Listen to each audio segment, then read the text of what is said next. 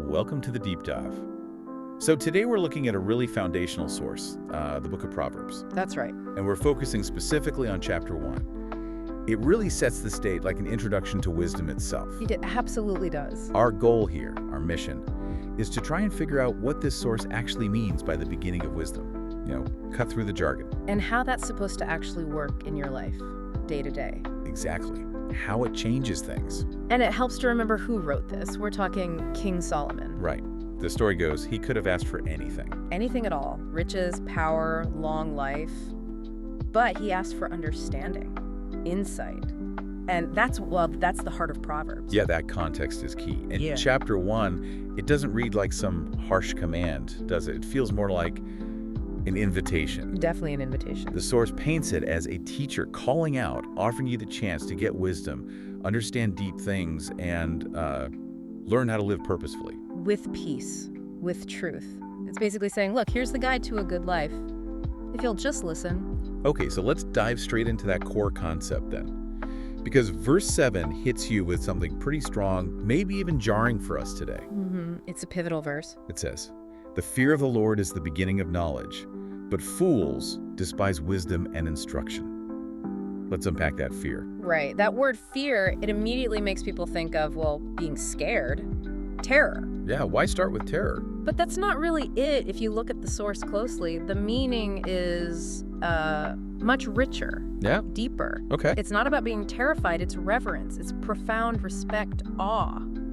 Like the humility you feel when you realize there's a perspective, God's perspective, that sees way beyond what you can see. Okay. So recognizing your own limits, almost. Exactly. Your own smallness compared to something infinitely bigger. It's surrender, in a way. That completely reframes it. So wisdom doesn't kick off with being smart or getting degrees. Nope, not about IQ points. It starts with a posture, like an attitude adjustment. Humility. Intellectual and spiritual humility. That's the starting block. But, okay, I have to push on this a bit. If it starts with this, sort of quiet reverence, why the immediate harsh label? If you don't have it, the text calls you a fool. That seems like a huge jump. It does, but we need to see how the text defines fool. It's not just someone who isn't bright. Okay. The fool here is someone who actively, consciously despises instruction. They hate being told. So it's not ignorance, it's arrogance. Precisely. They've seen the map, the blueprint we talked about, and they've just said, no thanks, my way is better. They choose their own immediate wants over lasting wisdom. Got it. So the starting point, that beginning of wisdom, is really about choosing to let go of that arrogance. Yes. And once you make that choice, that humility choice, the source suggests things start to align. How so? Well, if you hold that reverence as your center point, your compass, then your choices, your relationships, even your inner peace, they begin to kind of snap into place. Makes sense. It gives you a fixed point in all the chaos, a plumb line. Now, here's where it gets really interesting for me. Wisdom starts with this quiet reverence, okay?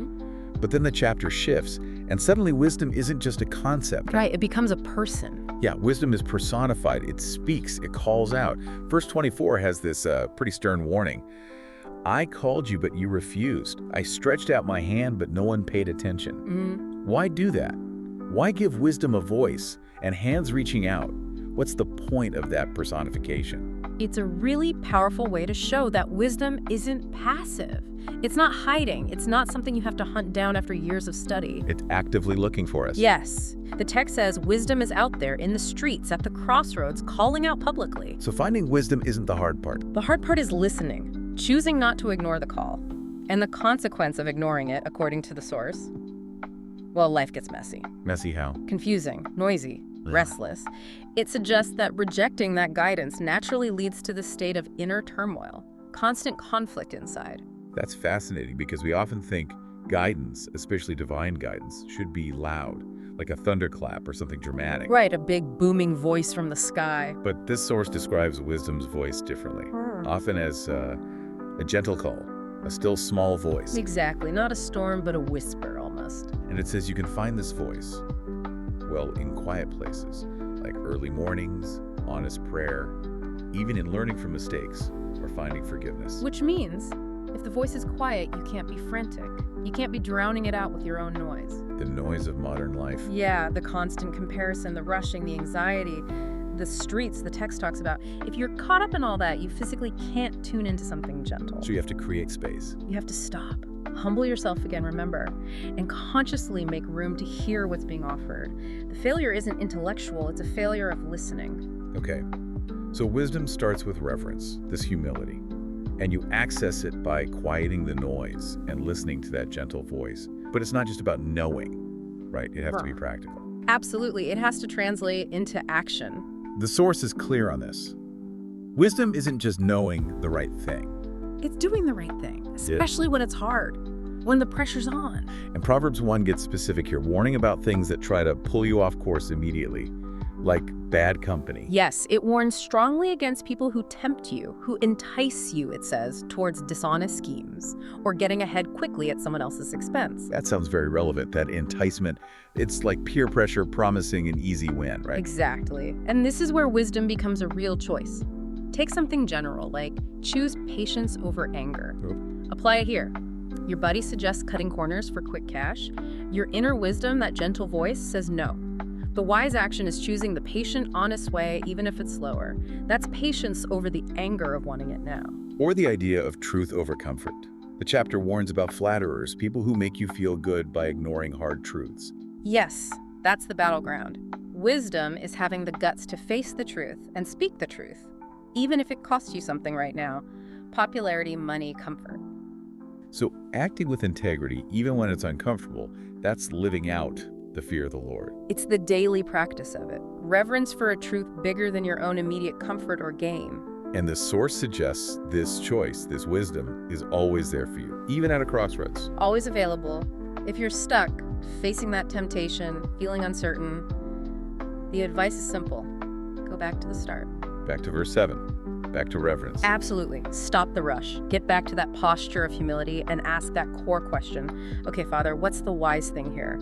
What truly honors you, not just what gets me ahead right now. That question really shifts the focus. Instantly, it pulls you out of the shallows of short-term thinking and back into deeper, lasting truth. And, if needing a motivation beyond just doing the right thing, Proverbs 1 wraps up as a really compelling promise, doesn't it? It really does. A powerful assurance. For anyone who actually listens to that gentle voice and acts on it, it says, "Whoever listens to me will live in safety and be at ease, without fear of harm." Safety and ease. That's not just about, physical protection, is it? It feels deeper. It is deeper. The source implies this ease is an inner state, a profound peace that comes from being aligned with that higher truth. So the world outside might still be chaotic. Storms will come, yes. But this peace, this alignment, the world didn't give it, and crucially, the world can't take it away.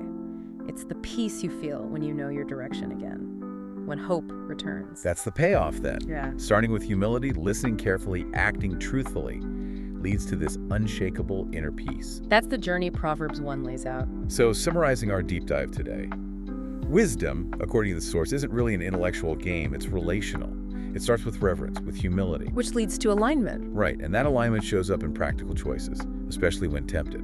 And the end result, this deep, lasting peace. Which leaves us with a question for you, the listener, to think about. Okay. If wisdom is described as this gentle, quiet voice, calling out but quietly, what practical changes might you need to make in your own life? What noise, actual noise, or maybe the digital noise, the busyness, what might you need to consciously turn down just so you have a chance to actually hear it?